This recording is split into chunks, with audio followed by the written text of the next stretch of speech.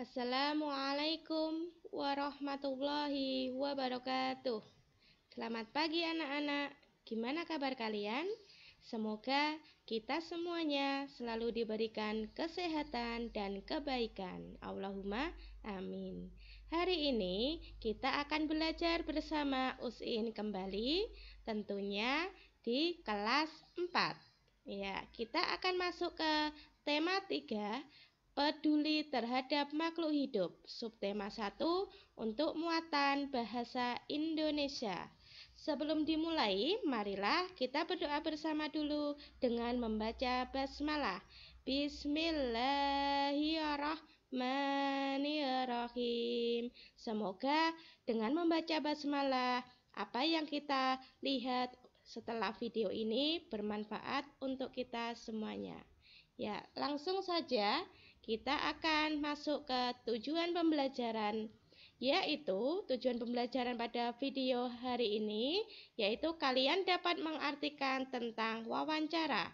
Kemudian kalian dapat membuat daftar pertanyaan wawancara dan kemudian dapat mengidentifikasi pertanyaan wawancara yang baik. Ya, sebelum kita mulai, siapkan pulpen kalian dan buku catatan bahasa Indonesia. Yuk kita mulai untuk pokok materi, tentunya yaitu bab wawancara. Ya, apa itu wawancara? Ya, wawancara adalah kegiatan tanya jawab antara pewawancara dan narasumber yang dilakukan untuk memperoleh informasi secara rinci tentang suatu hal atau peristiwa. Ya, jadi wawancara itu adalah kegiatan tanya jawab antara pewawancara dan narasumber. Lah, apa itu pewawancara dan apa itu narasumber? Yuk, kita lanjutkan.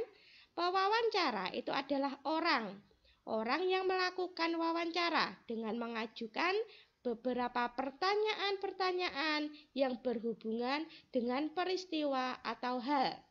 Kemudian, sedangkan narasumber itu adalah orang yang diwawancarai.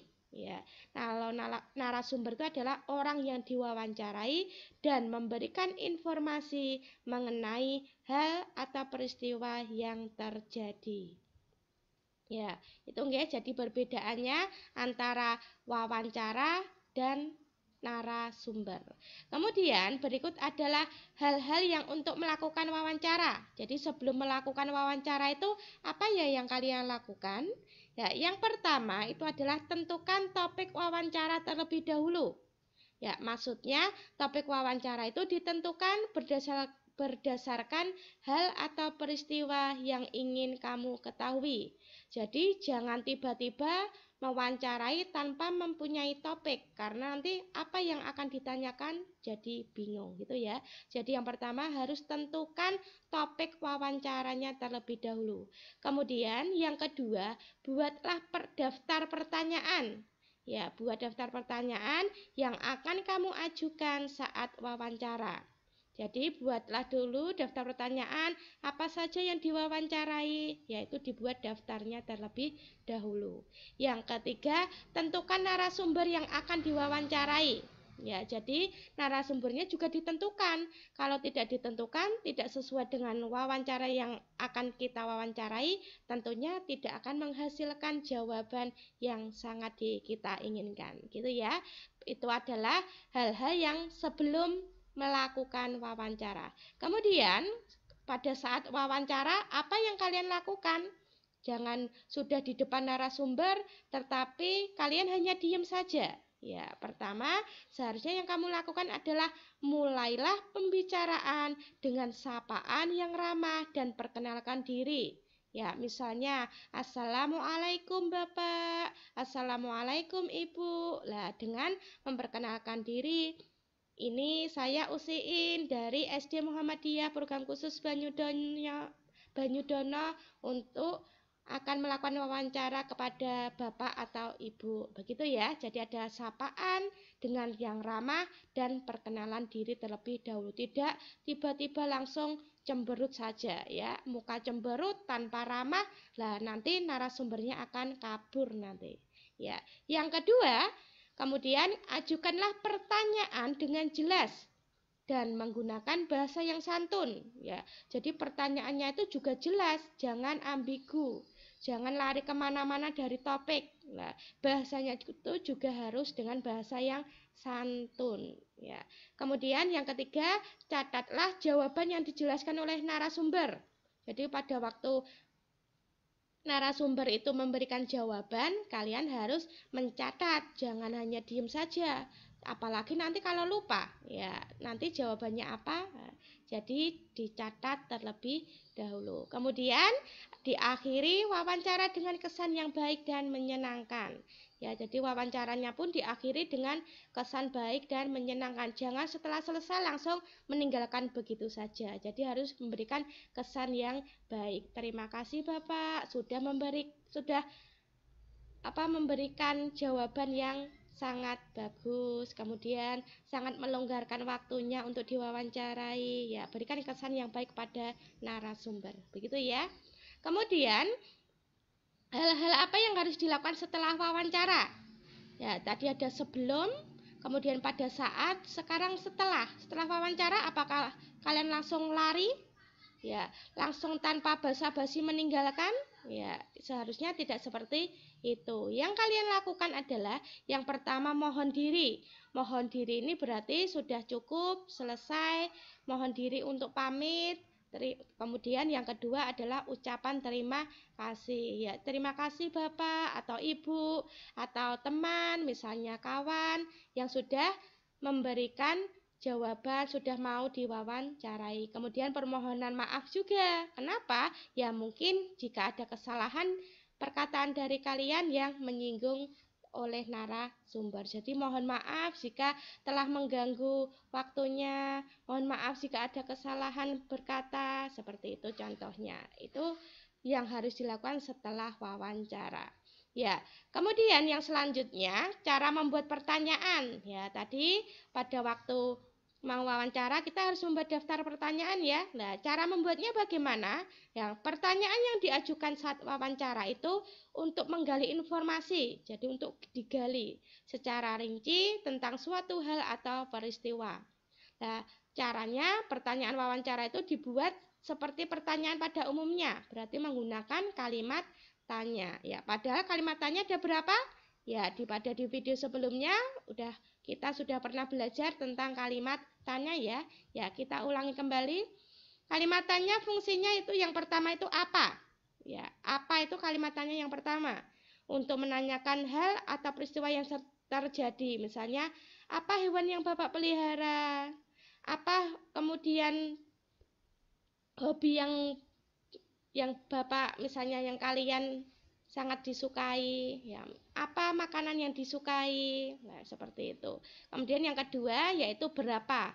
Berapa itu menunjukkan yaitu untuk menanyakan jumlah. Berapa banyak hewan peliharaan Bapak? Nah, misalnya ada lagi berapa banyak saudara di keluarga Bapak. Nah, seperti itu ya. Itu menanyakan berapa. Kemudian yang ketiga yaitu adalah siapa. Siapa itu menanyakan pelaku atau orang yang terlibat kejadian. Siapa yang merawat hewan peliharaan Bapak? Ya, misalnya lagi, siapa yang telah mempelajari kalian selama ini pada waktu daring? Nah, mungkin bisa seperti itu. Kemudian yang keempat yaitu di mana. Di mana itu berarti menanyakan tempat terjadinya suatu hal. Di mana Bapak membeli pakan ternak, di mana Bapak membeli burung-burung atau hewan-hewan yang sudah Bapak pelihara. Nah, seperti itu. Kemudian yang selanjutnya yaitu kapan. Kapan itu menanyakan waktu terjadinya suatu peristiwa. Kapan Bapak memberikan makan hewan peliharaannya? Ya, itu contoh dari kalimat tanya kapan. Kemudian selanjutnya yaitu mengapa. Mengapa itu berarti menanyakan penyebab terjadinya suatu peristiwa. Misalnya, mengapa kandang hewan peliharaan Bapak harus dibersihkan secara teratur? Nah, itu kan suatu kata tanya juga. Kemudian yang terakhir itu adalah kata tanya bagaimana. Bagaimana untuk menanyakan cara atau proses terjadinya suatu peristiwa. Contohnya, bagaimana cara Bapak membersihkan tubuh hewan peliharaan? Bagaimana cara Bapak membersihkan kandang? Nah, seperti itu contohnya. Gitu ya, itu beberapa fungsi penggunaan dari kata tanya. Jadi pada waktu membuat daftar pertanyaan juga harus biar tidak salah dalam bertanya. Ya, kemudian pertanyaan wawancara yang baik itu yang bagaimana? Ya, pertanyaan wawancara itu diajukan seperti saat melakukan percakapan biasa. Ya, jadi seperti kalian ngobrol dengan teman, misalnya ngobrol dengan ayah bunda kalian, ya, jadi mengalir saja dan tidak terburu-buru. Kemudian pertanyaan yang baik itu harus mencakup beberapa hal. Yang pertama, pertanyaan wawancara disusun secara runut. Jadi harus runut dari awal sampai akhir, jangan dibolak-balik. Kemudian pertanyaan dimulai dari yang bersifat umum, kemudian menuju pertanyaan yang khusus. Yang ketiga, pertanyaan wawancara sebaiknya berkelanjutan dan saling berkaitan, ya. Misalnya tadi, contohnya hewan apa yang dipelihara. Kemudian pertanyaan kedua, tumbuhannya itu namanya apa, Bapak? Nah, itu kan tidak cocok ya, tidak berkelanjutan. Jadi pertanyaan itu harusnya berkelanjutan. Misalnya yang terkait tentang hewan, berarti ya tentang hewan, tentang tumbuhan atau tentang masalah daring. Nah, itu berarti ada berkelanjutan. Kemudian yang keempat, setelah narasumber memberikan jawaban, kamu juga dapat menanyakan hal-hal yang berkaitan dengan jawaban narasumber. Ya, begitu. Kemudian mempraktekkan wawancara sederhana. Ya, ingat kembali ya, tadi wawancara pada pembelajaran tadi. Wawancara itu bertujuan untuk menginformasikan tentang suatu hal yang belum kita ketahui. Ya, jadi untuk mempraktekkan wawancara sederhana, kalian bisa bertanya dengan orang tua kalian, atau dengan teman kalian, atau dengan saudara kalian. Kalian bisa mempraktekkan sendiri.